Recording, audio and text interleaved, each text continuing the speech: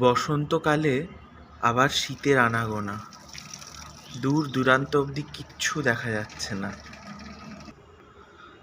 7:30 বেজে গেছে আর আমি এদিকে আঁকাতে এসছি। কোনো সময় স্টুডেন্টগুলো একটা দুটো হলেও চলে আসে শীত পড়তে, কিন্তু ওরাও আজকে আর কেউ আসেনি। আঁকার স্কুল পুরো খালি।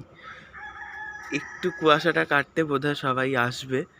আর ব্যাপার হচ্ছে, এই এত কুয়াশা পড়েছে, এতটুকু কিন্তু ঠান্ডা লাগছে না। কিন্তু একদম দূর দূরান্ত অবধি, মানে এখান থেকে আমার বাড়িটা পর্যন্ত দেখা যায়, সেটাও দেখা যাচ্ছে না। খুব বেশি দূরে নয়, তো ওই বাঁশটা পেরিয়েই তাও দেখা যাচ্ছে না।